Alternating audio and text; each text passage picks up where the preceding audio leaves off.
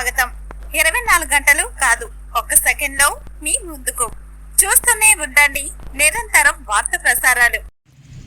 రేపాల గ్రామ ప్రజలందరికీ ముందుగా నూతన సంవత్సర శుభాకాంక్షలు తెలియజేస్తూ జాతీయ గ్రామీణ ఉపాధి హామీ చట్టాన్ని బీజేపీ ప్రభుత్వం ఇటీవల రద్దు చేయడం జరిగింది. దాని స్థానంలో ఎంజీ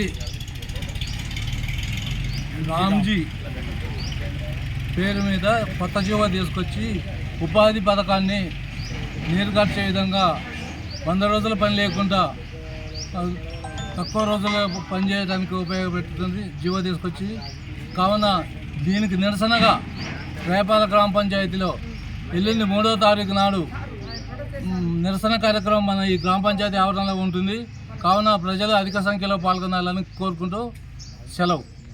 తెలంగాణ వ్యవసాయ కార్మిక సంఘం మరియు రైతు కార్మిక సంఘాల ఆధ్వర్యంలో దీనికి తోడుగా సిపిఎం పార్టీ కూడా ఈ నిరసన కార్యక్రమం జయప్రదం చేయడానికి వాళ్ళు మనకు సంఘీభావం తెలిపారు.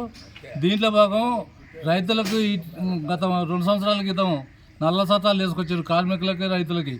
వాటిని కూడా నిరసన తెలియజేస్తూ రేపు 3వ తారీఖున నిరసన కార్యక్రమం ఉంటుంది మన గ్రామ పంచాయతీ ఆవరణలో.